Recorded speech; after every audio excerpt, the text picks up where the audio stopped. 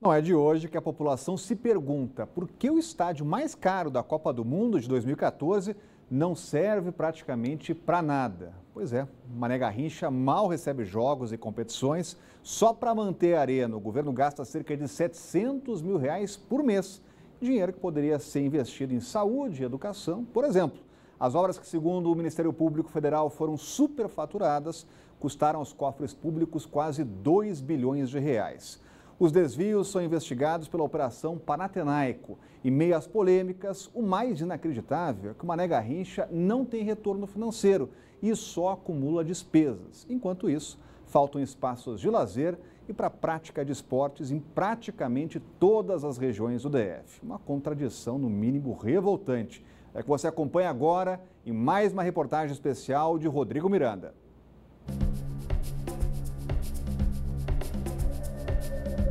O estádio Mané Garrincha é o segundo maior do Brasil, capacidade para 72 mil pessoas. Foi a arena mais cara da Copa do Mundo de 2014, quase R$2 bilhões. Os gastos não param por aí. Só de manutenção são R$700 mil todo mês. Mas pouco mais de 4 anos depois da inauguração, as arquibancadas ficam assim, vazias praticamente todo o tempo, mesmo em dia de jogos. A pergunta que fica é, será que todo esse dinheiro não poderia ser investido em outras áreas de esporte da cidade, áreas de lazer, de cultura? Será mesmo que a capital do país precisava de um estádio desse tamanho? A resposta é simples, basta olhar a quadra 36 do Pessoa, em Ceilândia, que fica a 27 quilômetros do Mané Garrincha. Aqui, o governo não investiu nenhum centavo para construir uma área de lazer para a comunidade. Então, o jeito foi colocar a mão na massa, pegar a enxada, capinar o lote para fazer o próprio campo improvisado. Cada um ajuda como pode. A gente mesmo comprou umas traves, as redes, né? Pra ver se sai alguma coisa aqui pra nossa comunidade e pras crianças, né? Pra gente jogar uma bolinha aqui no final de semana, no meio de semana à noite. Os R$700 mil mensais para manter o estádio de Copa do Mundo seriam mais do que suficientes para que o campo de terra batida, cheio de pedras e desníveis, fosse transformado em um local apropriado para a prática de esportes. A região é conhecida pelo histórico de criminalidade e pelo domínio do tráfico de drogas.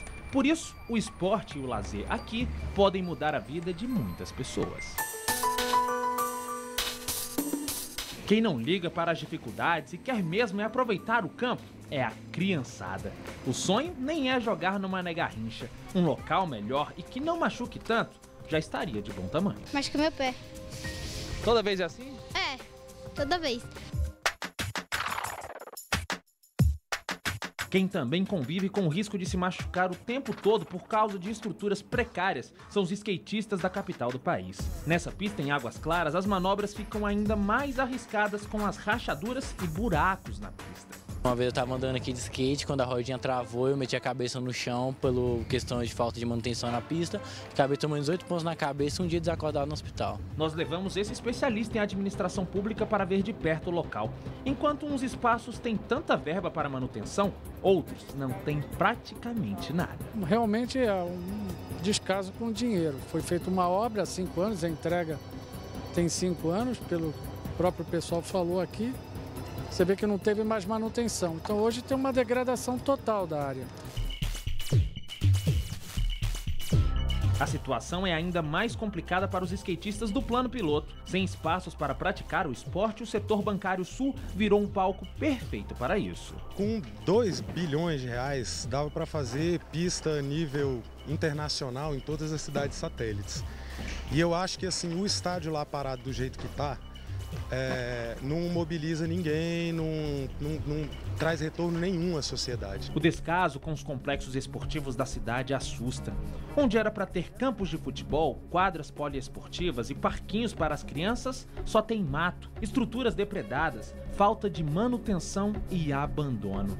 Cenário difícil de acreditar para quem vive na região da 110 Sul e já se divertiu bastante ali.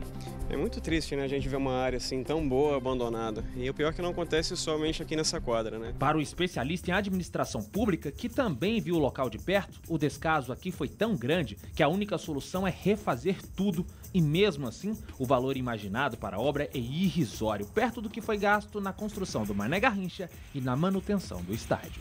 Considerar a iluminação aí uns 200, 250 mil reais para revitalizar essa área.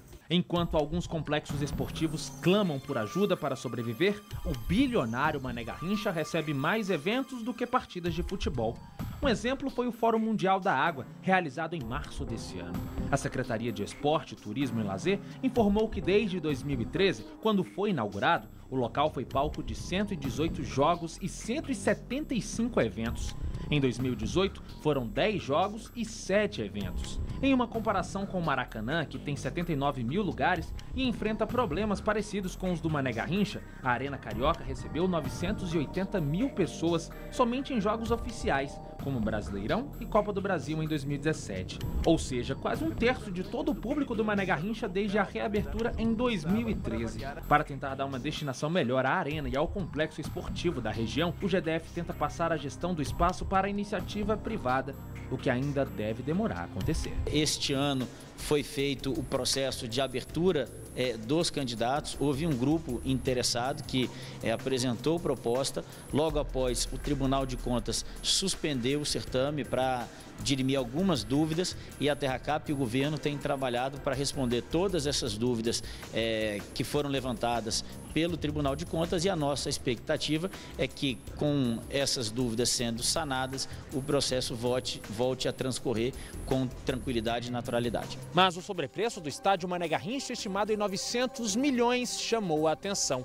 O desvio de dinheiro e o recebimento de propinas foram investigados pela Operação Panatenaico. A Justiça aceitou a denúncia do Ministério Público Federal, tornando réus 12 suspeitos de envolvimento nas irregularidades, entre eles os ex-governadores José Roberto Arruda e Agnello Queiroz.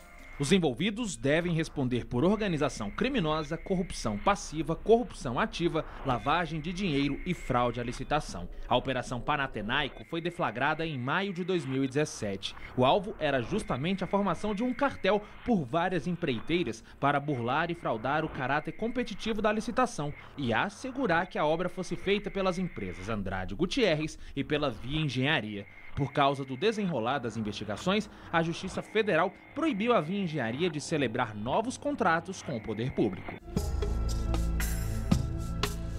Praticamente 4 anos depois da última Copa do Mundo de futebol, o legado do segundo maior estádio do país parece ter se perdido por completo. E o Mané Garrincha acabou virando uma espécie de elefante branco.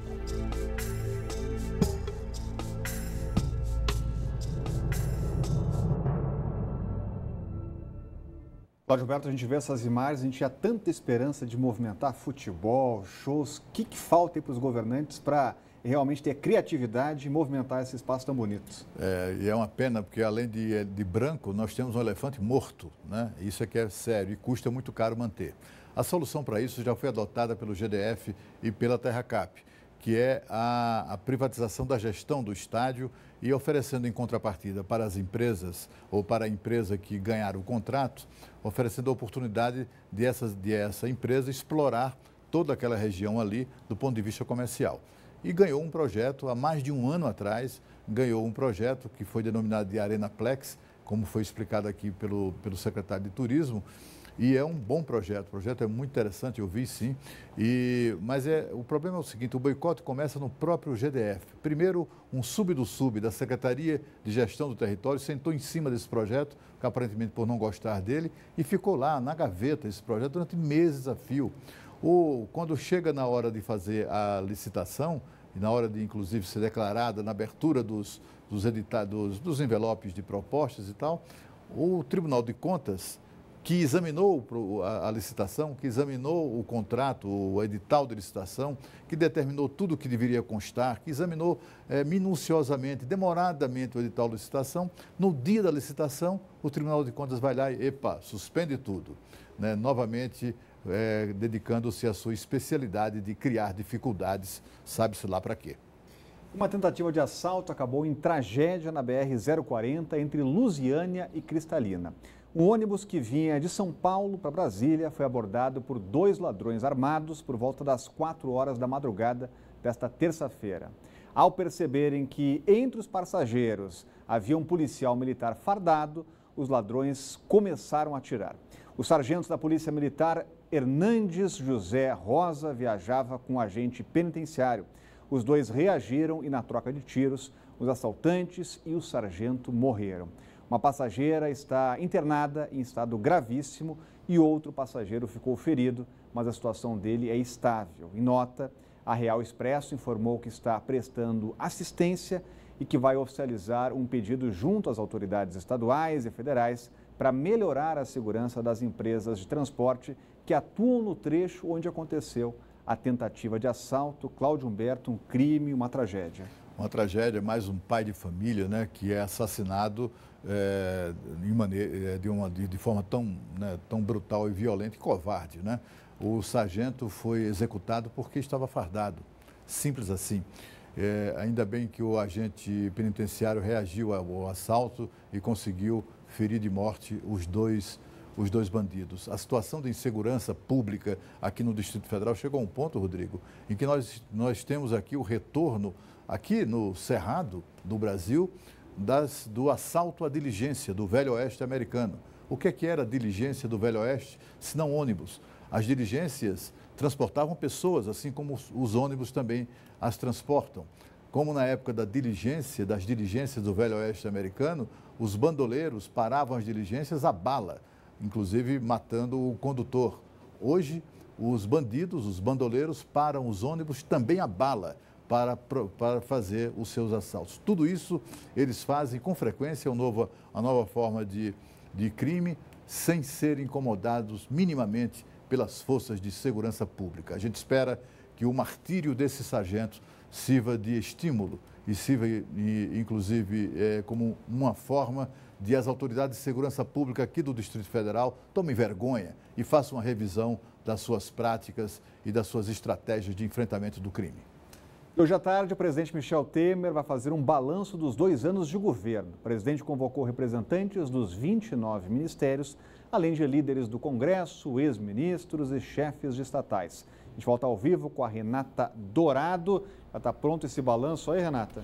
Sim, Rodrigo, está pronto sim. Então a ideia é fazer esse balanço, um balanço positivo de preferência, né? E verificar o que o governo vai poder fazer ainda até o final do ano. Então a ideia do presidente Michel Temer é exatamente essa, olhar aí o que foi feito, por exemplo, o presidente Michel Temer, a gente está em ano eleitoral, né? Então, mais do que nunca, a ideia é fazer esse balanço positivo. A candidatura do presidente Michel Temer está cada vez mais distante, mas óbvio que ele vai apoiar algum candidato. E esse candidato vai caber a ele assumir esse legado, né? Levantar essa bandeira do que foi feito de positivo, o que não é uma tarefa fácil. A gente lembra aqui que o presidente Michel Temer é bastante impopular. O índice aí de impopularidade é grande, mais de 70% dos brasileiros desaprovam o governo. Tem também aí a quantidade de pessoas que está desempregada, mais de 13 milhões de pessoas desempregadas, mas o governo quer passar uma imagem positiva. Por exemplo, vai citar aí a queda da inflação, a redução da taxa de juros, vai citar que conseguiu fazer a reforma trabalhista, mudanças na lei do ensino médio que os outros governos não conseguiram. Então a ideia é passar essa imagem extremamente positiva.